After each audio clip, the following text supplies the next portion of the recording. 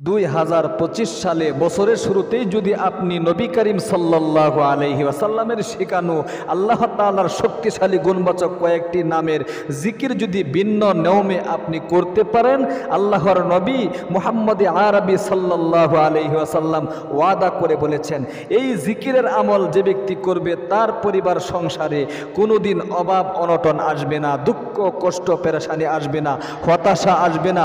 যত ধরনের মুসিবতের মধ্যে সে পড়ে রয়েছে, যত ধরনের অভাব অনটনের মধ্যে সে পড়ে রয়েছে, যত দুঃখ কষ্ট পেরেশানিতে সে পড়ে রয়েছে, আল্লাহর নবী ওয়াদা করে বলেছেন তার পরিবার সংসার থেকে সমস্ত অভাব অনটন দুঃখ কষ্ট পেরেশানি হতাশা ঋণগ্রস্ততা আল্লাহ তাআলা দূরীভূত করে দিবে এবং শান্তির ব্যবস্থা করে দিবে। অনেকেই বলে হুজুর কামাই করছি এক দিক দিয়া, অন্য দিক দিয়া আপনার এই কামাইয়ের টাকা থাকছে না, বরকত না থাকার কারণে এক দিক দিয়ে ইনকাম করেন, অন্য দিক দিয়ে আপনার টাকা শেষ হয়ে যায়।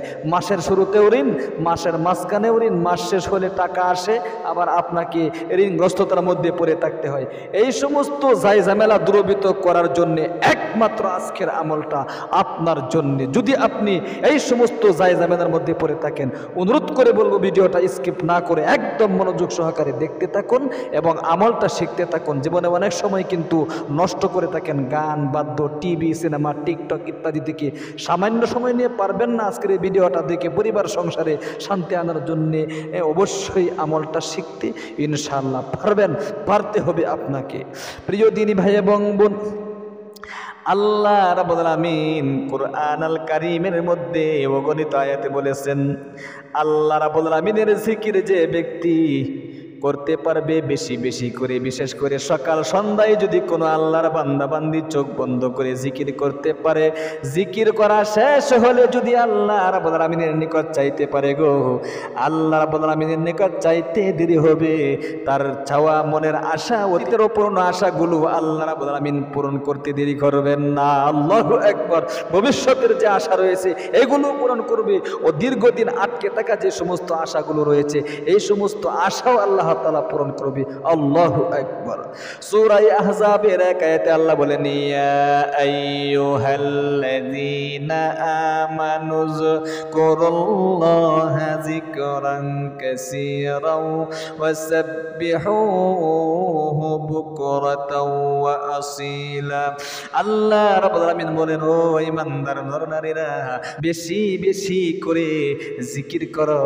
সকাল সন্ধ্যায় যদি বেশি বেশি করে জিকির করতে পারো গো, আমি আল্লাহ রাব্বুল আলামিন খুশি হয়ে তোমার পরিবার সংসার থেকে অভাব অনটন দুঃখ কষ্ট পেরেশানি হতাশা ঋণগ্রস্ততা যত ধরনের কঠিন শক্ত মুসিবতের মধ্যেই তুমি পড়ে থাকে না কেন, মুহূর্তের মধ্যে তোমার দুঃখ কষ্ট পেরেশানি হতাশা ঋণগ্রস্ততা যত ধরনের হয়রানিতে পড়ে আসো আমি দূর করে দিব, কামাই রোজগারে বরকত দান করবো। আল্লাহু আকবার। এই জন্য আসুন প্রিয় দিনী ভাই এবং বোন, এক সকাল এক বিকাল অর্থাৎ মাগরিবের পরেও আমল করতে পারেন এবং আপনি ফজরের পরেও আমল করতে পারেন, দিনের যে কোনো সময় আপনি আমলটা করতে পারেন, রাতের যে কোনো সময় আপনি আমলটা করতে পারেন। তবে বেটার হলো তাহাজ্জুদের নামাজটা পড়ে যদি আপনি এই আমলটা করতে পারেন, কপাল কলে যাবে। কারণ তাহাজ্জুদের নামাজের সময় স্বয়ং আল্লাহ তাআলা প্রথম আকাশে এসে বান্দাকে ডাকতে থাকে। আল্লাহু আকবার। কে আছো আমার নিকট ক্ষমা চাইবা, ক্ষমা চাও, আমি তোমার জীবনের যৌবনের কঠিন গুনাহগুলো ক্ষমা করে দিব। কে আছো আমার নিকট রিজিক চাইবা, রিজিক দিয়ে আমি আল্লাহ তাআলা ভরপুর করে দিব। কে আছো আমার নিকট অসুস্থতায় তুমি ভুগতেছো, আমার নিকট শেফা চাইবা, আমি আল্লাহ তাআলা তোমাকে শেফায়ে কামেলা আজালা দায়েমা নসিব করে দিব। আল্লাহু আকবার। এই জন্য আসুন কিভাবে আমলটা করবেন একদম মনোযোগ সহকারে শিখতে থাকুন। সর্বপ্রথম আপনি যদি মাগরিবের নামাজের পরে করেন তাহলে ওযু করার দরকার নেই, ফজরের নামাজের পরে করলে ওযু করার দরকার নেই, আপনি নামাজ পড়েছেন আগে ওযু করেছেন। কিন্তু যদি আপনি দিনের যে কোনো সময় রাতের যে কোনো সময় আমলটা করেন তাহলে সর্বপ্রথম ভালো করে ওযু করবেন, ওযু শুরুতে একবার বিসমিল্লাহির রহমানির রহিম এইটা বলবেন, এরপরে আপনাকে ভালো করে গোসে মেজে ওযু করতে হবে। এরপরে আপনি কালিমায়ে শাহাদাতটা পাঠ করে নেবেন আকাশের দিকে, আশহাদু আল্লা ইলাহা ইল্লাল্লাহু ওয়াহদাহু লা শারীকা লাহু ওয়া আশহাদু আন্না মুহাম্মাদান আবদুহু ওয়া রাসূলুহু একবার পাঠ করে আপনি যদি পারেন 2 রাকাত সালাতুল হাজত নামাজ পড়ে নিয়েন। যদি সালাতুল হাজত নামাজ পড়ে আমলটা করতে পারেন সাথে সাথে কবুল হয়ে যাবে। আপনি সালাতুল হাজত নামাজের নিয়ত এরকমভাবে করবেন, আল্লাহ আমি অভাব অনটনের মধ্যে অনেক দিন ধরে পড়ে আছি, পরিবার সংসার নিয়ে অনেক অশান্তিতে পড়ে আছি, দুঃখ কষ্টে পড়ে আছি, হতাশার মধ্যে পড়ে আছি, ঋণগ্রস্ততার মধ্যে পড়ে আছি, কামাই রোজগারে বরকত হচ্ছে না। এই সমস্ত সমস্যার সমাধান দূরীভূত করার জন্যে আমি 2 রাকাত সালাতুল হাজত নামাজ পড়ছি। আল্লাহু আকবার। এরকম কি আপনাকে নিয়ত বাঁধতে হবে। নিয়ত বাঁধার পরে আপনি অন্য অন্য নামাজের মতো 2 রাকাত নামাজ পড়ে এরপরে বসে যাইবেন। বসে যাওয়ার পরে আপনাকে সর্বপ্রথম দেখেন ভিন্ন নিয়মে কিন্তু আজকের এই আমল খুব মনোযোগ দিয়ে আপনাদেরকে শিখতে হবে। আবারও বলছি, সর্বপ্রথম আপনাকে একবার দুরূদ শরীফ পাঠ করতে হবে। খুব মনোযোগ দিয়ে মুনাজাতটা কিভাবে করতে হবে সেটাও কিন্তু আমি আপনাদেরকে বলে দিব, খুব মনোযোগ দিয়ে দেখতে থাকুন ভিডিওটা। সর্বপ্রথম আপনি একবার নামাজের মধ্যে যে দুরূদ শরীফটা পাঠ করা হয়, এই দুরূদ শরীফটা পারবেন না একবার পাঠ করতে, দুরূদ শরীফ একটা পাঠ করলেই হয়, কিন্তু যেহেতু এটা সকলেরই মুখস্থ আমি একবার বলে দিলে আপনাদের সহি শুদ্ধ হয়ে যাবে। স্ক্রিনের মধ্যে দেখে দেখে আমার সাথে সাথে সহি শুদ্ধ উচ্চারণটা শিখে রাখুন। আল্লাহুম্মা সাল্লি আলা মুহাম্মাদিন ওয়া আলা আলি মুহাম্মাদ কামা সাল্লাইতা আলা ইব্রাহিম ওয়া আলা আলি ইব্রাহিম ইন্নাকা হামিদুম মাজিদ। এরপরে আল্লাহ তাআলার দিকে মুতাওয়াজ্জু হবেন, খুব মনোযোগ দিয়ে মনে মনে বলতে হবে, আল্লাহ আমি পরিবার সংসার নিয়ে অনেক অভাবনটনের মধ্যে পড়ে আছি, অনেক দুঃখ কষ্টে পড়ে আছি, কামাই রোজগারে বরকত হচ্ছে না, এ টু জেড যত সমস্যা রয়েছে অন্তরে ঝাঁকিয়ে আপনি সর্বপ্রথম আল্লাহ তাআলার গুণবাচক এই সিফতি নামের জিকির ভিন্নভাবে এরকমই করবেন। সর্বপ্রথম ইয়া খাবীরু ইয়া আল্লাহ, ইয়া খাবীরু ইয়া আল্লাহ, ইয়া খাবীরু ইয়া আল্লাহ, ইয়া খাবীরু ইয়া আল্লাহ, ইয়া খাবীরু ইয়া আল্লাহ 100 বার পর্যন্ত কিন্তু পড়তে হবে।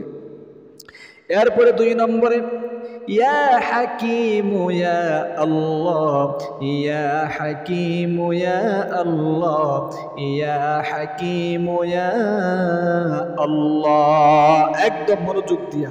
3 নম্বরে ইয়া বারিয়ু ইয়া আল্লাহ, ইয়া বারিয়ু ইয়া আল্লাহ, ইয়া বারিয়ু ইয়া আল্লাহ। সর্বশেষ 4 নম্বরে এই জিকিরটা করবেন, ইয়া রাজ্জাকু ইয়া আল্লাহ, ইয়া রাজ্জাকু ইয়া আল্লাহ, ইয়া রাজ্জাকু ইয়া আল্লাহ।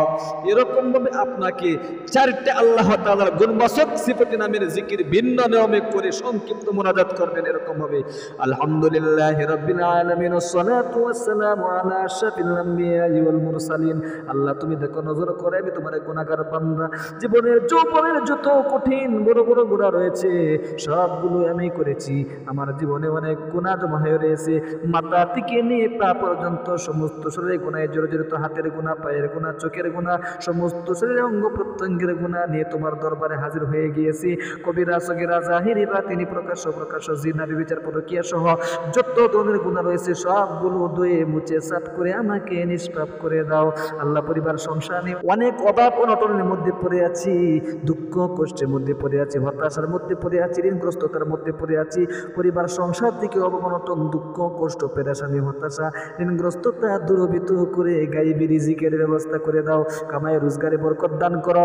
স্বামী স্ত্রীর মিল নেই, মহাব্বত নেই, ভালোবাসা নেই, স্বামী স্ত্রীর মিল মহাব্বত আর ভালোবাসা তৈরি করে দাও। আল্লাহ সন্তান সন্ততি কথা শুনে না, সন্তানদেরকে বাধ্য করে দাও।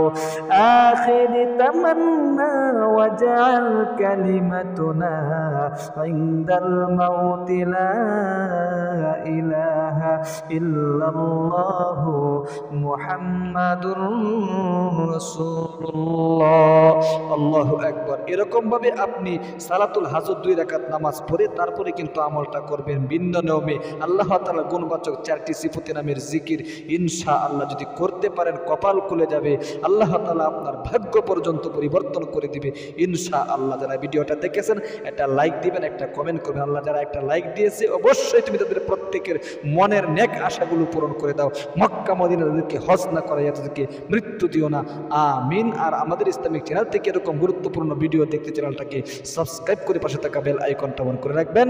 ভালো থাকবেন, সুস্থ থাকবেন। আসসালামু আলাইকুম ওয়া রাহমাতুল্লাহি ওয়া বারাকাতুহু।